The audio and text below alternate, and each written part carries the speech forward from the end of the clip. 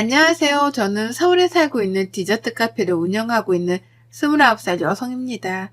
지금은 사랑하는 남편과 함께 카페를 운영하며 디저트 사업을 병행하고 있습니다. 저는 한때 비혼주의자였어요. 다짜고짜 이런 이야기를 왜 하는지 의심이신 분들이 계실 텐데 제 사연을 들어보시면 그 이유를 자연스레 알게 되실 거예요. 아무튼 저는 결혼은 사치라고 생각하며 혼자 사는 게 차라리 마음 편한 것 같아요. 제가 왜 비혼주의를 찬양했었는지, 왜 결혼을 사치라고 생각했었는지 궁금하지 않으세요? 불과 1년 전에 일어났던 일이라 좀 더 생생하게 들려드릴 수 있을 것 같아서 카페 마감 후 혼자 음악을 들으며 사연을 적어봅니다. 사실 저에게는 남모를 가정사가 있어요. 저는 어렸을 적 엄마가 일찍 돌아가셨고 몸이 불편하셨던 외할머니가 저를 어렵사리 키우셨거든요. 그래도 부족함 없이 키우시려고 식당에서 일도 하시고 밤에 잠도 못 주무시며 부업을 하시면서까지 저를 뒷바라지 해주셨어요. 사춘기가 와도 그러려니 하시며 저를 애지중지 해주신 탓에 저는 큰 문제 없이 중학교 시절을 보냈고 그런 할머니가 고등학생 때 노안으로 돌아가시며 저 혼자 남게 되었죠. 할머니가 돌아가시고 유품을 정리하다가 제 베네 쪼고리가 담긴 작은 상자를 발견했어요. 김도진이라는 이름과 함께 주소가 적힌 종이 그리고 할머니의 편지가 있었습니다. 할머니의 편지를 읽으며 겨우 억누르고 있던 슬픔이 몰아쳐 하염없이 눈물을 흘렸습니다. 세상에 저 혼자밖에 없음을 다시금 깨달았고 앞으로 어떻게 살아야 할지 막막했거든요. 할머니의 장례를 치른 지 몇 개월의 시간이 지나고 조금씩 안정을 찾아갔어요. 엄마와 할머니는 일가 친척도 없었던 터라 앞으로는 저 혼자 먹고 살아야 했습니다. 그래서 낮에는 학교를 가고 저녁에는 카페에서 아르바이트를 했어요. 학비는 학교에서 어려운 가정에게 지원을 해주는 제도가 있어서 부담을 덜 수 있었고 문제는 먹고 자고 하는 생활비였는데 방세가 만만치 않더라고요. 다행히 할머니가 남겨두고 가신 약간의 돈과 엄마의 사망보험금이 2천만 원으로 제가 성인이 될 때까지 먹고 사는데 지장은 없었습니다. 그렇게 할머니가 남기신 작은 박스는 장롱 구석에 처박아 두고 점점 잊혀지게 됐죠. 다행히 제 사정을 아는 구청 직원의 도움으로 매달 쌀과 반찬을 지원받게 되었고 저랑 친하게 지냈던 단짝 친구의 부모님이 가끔 반찬을 해서 전달해 주셨어요. 평소에 할머니와 자주 왕래하던 이웃집 할머니들도 저에게 밥을 먹으러 오라며 살뜰히 챙겨주셨죠. 그렇게 주변의 도움을 받으며 어렵사리 생활했고 고등학교 3학년이 되던 봄 남자친구를 만났어요. 이때 만난 남자친구로 인해 저는 비혼주의를 선언했고 이 순간을 제 인생의 가장 큰 오점이라고 생각한답니다. 남자친구는 학교에서 알아주는 모범생이었어요. TV에서 보면 있는 집 자식들은 도도하거나 싸가지가 없었는데 남자친구는 다정다감한 말투와 세심하고 배려 있는 행동까지 뭐 하나 빠지는 구석이 없었습니다. 생긴 것도 이목구비가 뚜렷하게 생겼고 피부는 얼마나 뽀얗던지요. 학교에서 봉사활동을 하며 우연히 친해지게 되었고 솔직히 제가 반에 따라다닌 케이스였어요. 남자친구도 활발하고 털털한 저의 모습에 반했다며 서로 호감을 표시하고 사귀게 되었죠. 남자친구는 백마탄 왕자님이라는 말이 참 잘 어울리던 사람이었습니다. 남자친구의 집은 대대로 법조인을 배출한 사자 집안이었어요. 그렇게 남자친구는 대학도 서울에서 유명한 법학과로 진학을 했어요. 저는 앞으로 먹고 살 것이 더 큰 문제여서 대학 공부는 사치였습니다. 물론 저에게도 대학에 대한 로망이 있었어요. 화창한 날에 잔디밭에 앉아 책을 읽거나 하는 그런 로망이요. 저도 공부를 못하는 편은 아니었어요. 하지만 대학 등록금이며 학비, 생활비가 여의치 않았기에 당장 먹고 살기가 더 급급했어요. 그래서 저는 고등학교를 졸업 후 바로 일을 했습니다. 나이가 어리다는 이유로 사회 경험이 부족하다는 이유로 번번이 면접에서 탈락하곤 했지만 우연히 좋은 기회로 한 디저트 카페에 취직할 수 있었어요. 이 디저트 카페에서 일한 것을 우연으로 저는 디저트 커피에 관심을 갖게 되면서 지금의 카페를 창업하기에 이르렀죠. 몇 년의 시간이 흐르고 남자친구는 대학을 졸업하는 것과 동시에 사법고시를 준비하게 됐어요.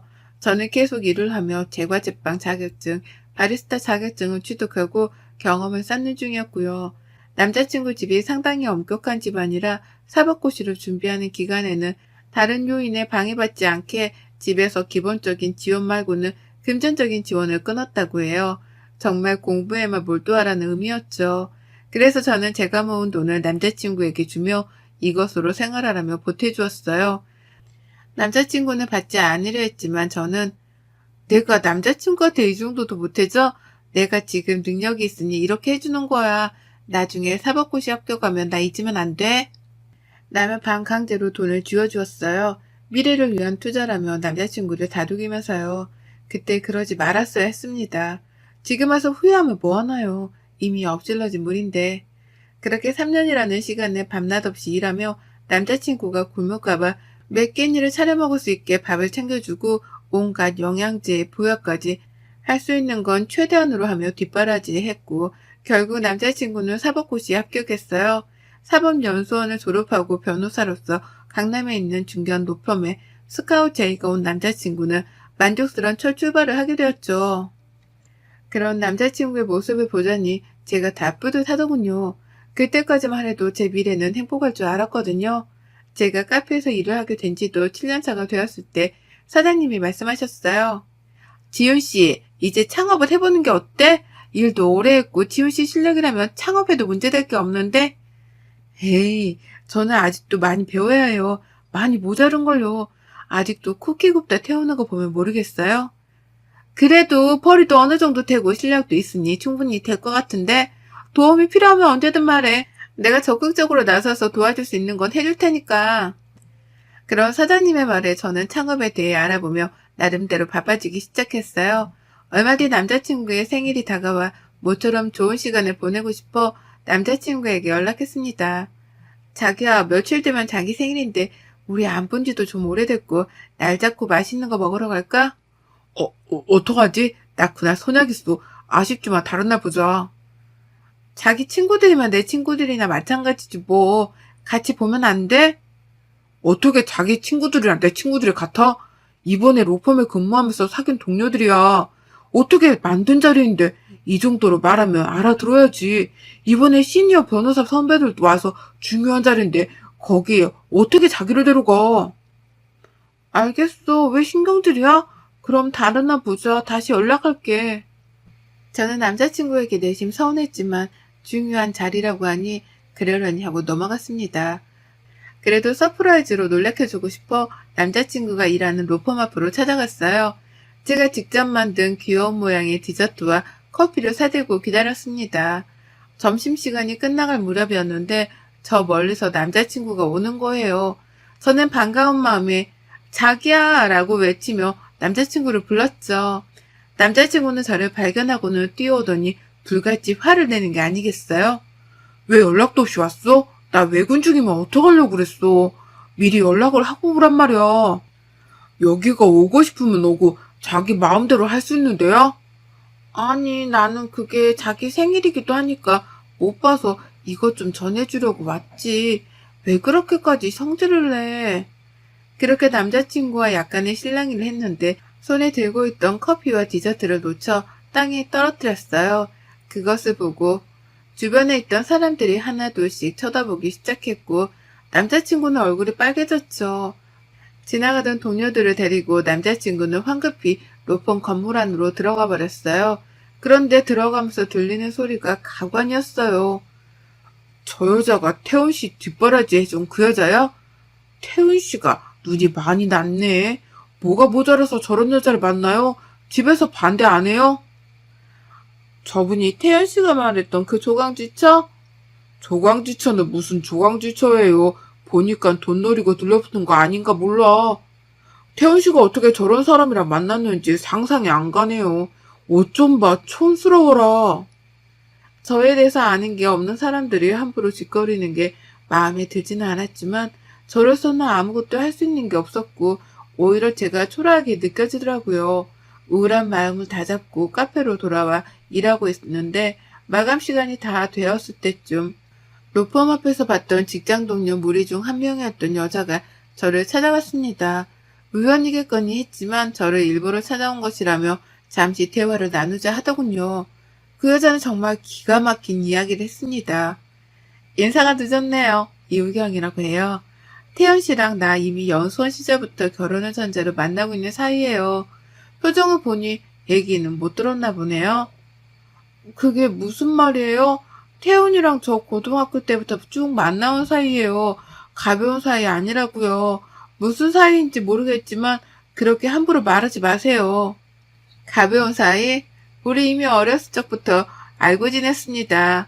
뭐 우리 같은 사람들을 보고 흔히들 정락결혼이라고 하더라고요. 결혼도 비즈니스예요. 이미 대학교 2학년 때 약혼까지 한 몸이고요. 태훈 씨 포기해야 할 쪽은 그쪽 같은데 우린 이미 너무 얽히고 얽혀있는 상태라 저는 너무도 기막힌 사실에 아무 말도 할 수 없었습니다. 그러더니 그 여자는 저에게 2천만 원이 담긴 돈봉투를 던져주더라고요. 이제는 더 이상 태훈 씨랑 만나는 일 없었으면 하네요. 이 돈은 지훈 씨가 태훈 씨한테 줬던 돈 그대로예요. 이 정도면 손해보는 장사는 아닐 텐데, 그쵸? 알아들었을 거라 생각하고 가볼게요. 그렇게 그 여자가 다녀간 뒤 남자친구는 문자 메시지로 미안하다는 말을 전하더라고요. 그러더니 몇 개월 뒤 그 여자와 결혼식을 올렸습니다. 도저히 이대로는 못 살 것 같아 다른 집으로 이사를 가야겠다고 생각하며 집을 정리했어요. 장롱을 정리하는데 할머니가 제게 남겨주신 작은 상자를 다시 보게 됐어요. 박스 안에 놓여있던 이름과 주소가 적힌 쪽지를 발견한 저는 곰곰이 생각에 잠겼습니다. 이 사람은 과연 누구인지 어떤 사람인지 궁금했거든요. 결국 궁금증을 참지 못하고 저는 쪽지에 적힌 주소를 찾아가기로 마음먹었어요. 동네 부근이어서 찾아가는 건 어렵지 않았습니다. 그런데 제가 찾아간 그 집은 드라마에서나 볼 법한 궁궐 같은 부잣집 저택이었어요. 이런 곳에 저와 연관이 있는 사람이 있을 거라 생각하니 왠지 모르게 긴장되더군요. 안내해주시는 분을 따라 집 안으로 들어서니 중후하고 인자한 모습의 중년 부부가 앉아 있었어요. 그래, 나를 찾아왔다고요? 우선 우리 집에 온 손님이니 차 한 잔 들어요. 제 이름은 이지윤이라고 합니다. 엄마 성함은 이현정이고요. 어려서 엄마가 돌아가셔서 할머니와 함께 쭉 자랐어요. 할머니는 제가 고등학생 때 돌아가셨지만요.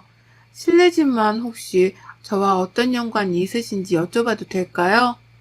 차 한잔을 하며 제 이름과 엄마, 할머니의 이야기, 살던 곳의 이야기를 하니 가만히 듣던 중년 남성은 충격을 먹었는지 찻잔을 떨어뜨리더니 이내 눈물을 흘리는 겁니다.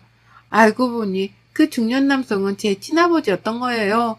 저는 한 번도 생각하지 않았던 아버지가 내 눈앞에 있다는 사실에 놀라 그 마음을 주체할 수 없었어요. 그 자리를 당장이라도 박차고 나오고 싶은 심정이었지만 그분이 자신의 이야기를 들어달라며 저를 다시 앉히셨습니다.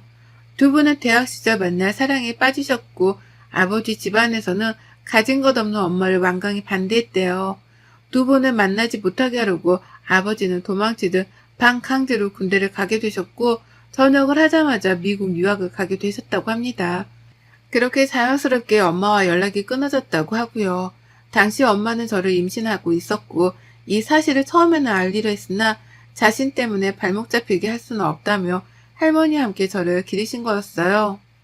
미국 유학을 다녀오신 이후 아버지는 엄마를 찾아 수소문했고 딸이 하나 있다는 사실을 아셨는데 그 사실을 알고 집까지 찾아왔지만 이미 엄마는 돌아가신 뒤였고 할머니가 지금 와서 뭐하러 아이를 찾냐 각자 인생 살자 하며 매몰차게 대했지만 아버지는 죄송하다며 아이에게 전해달라며 이름과 주소를 남겨주고 떠나셨다고 해요. 몰랐던 사실을 알게 된 저는 충격을 금치 못한 채 온몸이 벌벌 떨리더라고요. 이제라도 아버지 된 도리를 하고 싶으니 이 집에 들어와서 함께 사는 건 어떻겠니? 그동안 혼자서도 잘 살아왔어요. 앞으로도 저 혼자 살게요. 오늘은 이만 가겠습니다.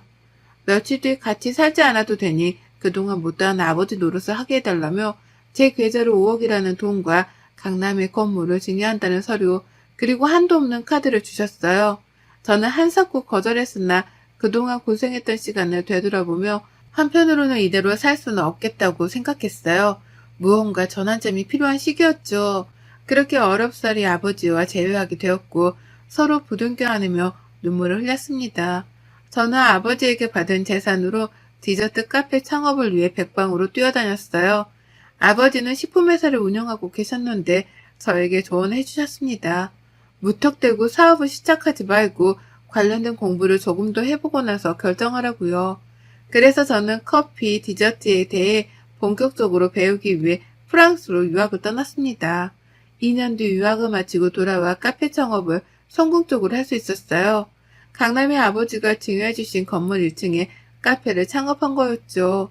목이 좋은 곳이어서 금방 사람들이 몰려왔습니다. 모더나 인테리어에 디저트 맛도 좋다며 직장인들 사이에서 소문이 났거든요.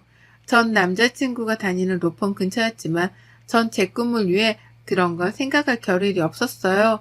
이미 끝난 사이고 더 이상 미련이 없었기 때문이었죠.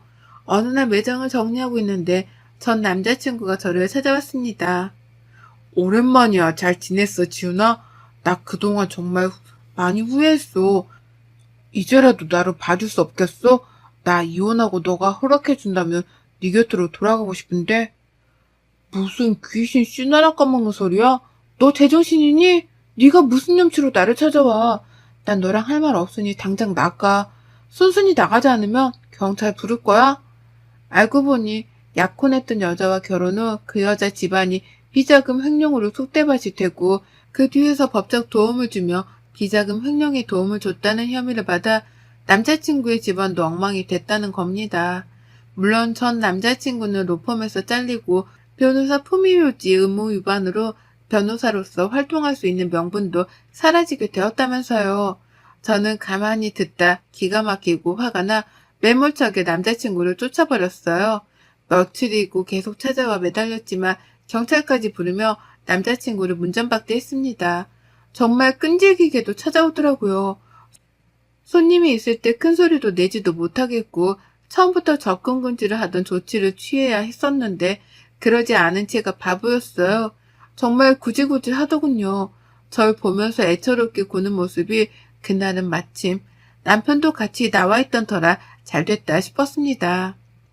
맞습니다. 저 비혼주의 선언했었죠. 그런데 프랑스 유학하면서 넓은 세상을 바라보니 삶을 바라보는 시야가 달라지더라고요. 유학 시절 공부를 하며 만났고 저를 가르쳐주던 스승이기도 했죠. 디저트 스쿨에서 유일한 한국인이었고 저는 알게 모르게 남편에게 의지를 많이 했었나 봅니다.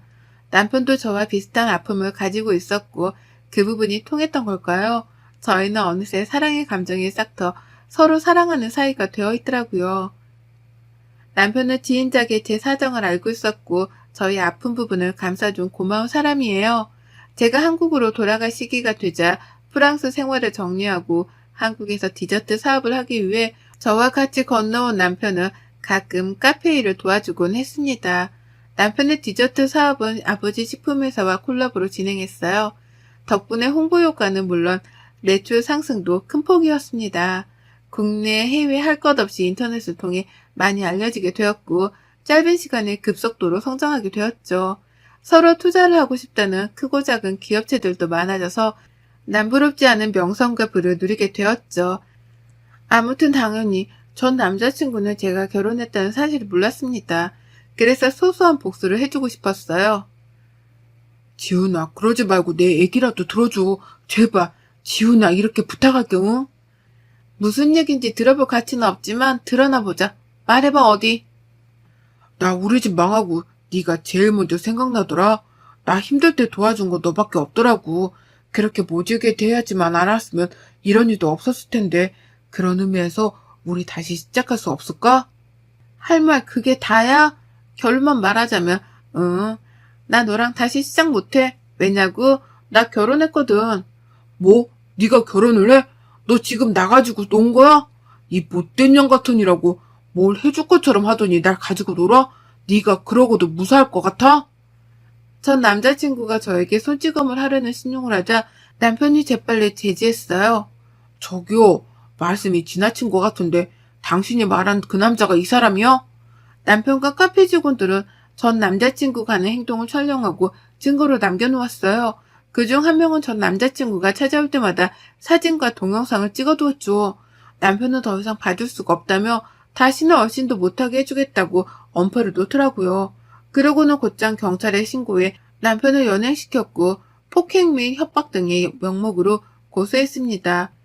합의를 하지 않으면 전 남친은 꼼짝없이 구치소에 수감될 신세였죠. 시댁이 될 뻔했던 전 남자친구의 부모님까지 찾아와 무릎을 꿇고 난리를 치는 통에 남편과 저는 못 이기는 척하며 500만 원의 합의금을 받고 고소를 취하해 주었습니다. 전 남자친구와 그 집안 사람들은 정말 고맙다며 인사를 하더니 다시는 찾아오는 일 없을 거라며 꽁지 빠지게 도망가더라고요. 왜 500만 원이라는 돈까지 받았냐고요? 솔직히 안 받아도 그만인 돈이었는데 제가 당했던 기분 그대로 느끼게 해주고 싶었거든요. 저도 같은 사람 되는 거 아니냐며 비판하실 분들이 계시겠지만 이런 거 당해보지 않으면 모릅니다. 그동안 밀어나기도 하고 답답하기만 했던 제 인생은 지금의 남편을 만나 밝고 활기찬 기운만 가득하네요. 사업가 기질이 탁월한 남편을 저보다 저희 아버지가 더 좋아하시는 거 있죠? 남편과 저는 서로 믿고 의지하는 만큼 저희는 더더욱 성장할 겁니다. 그리고 앞으로 더 행복할 거고요. 어떠셨나요, 여러분?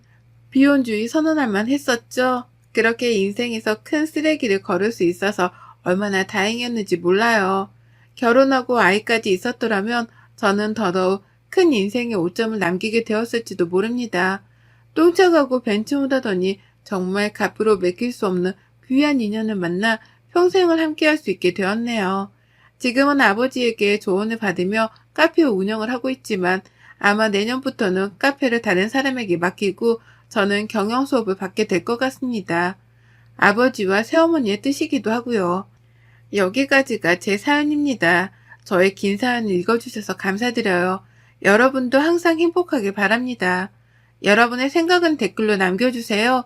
오늘도 시청해주셔서 정말 감사합니다.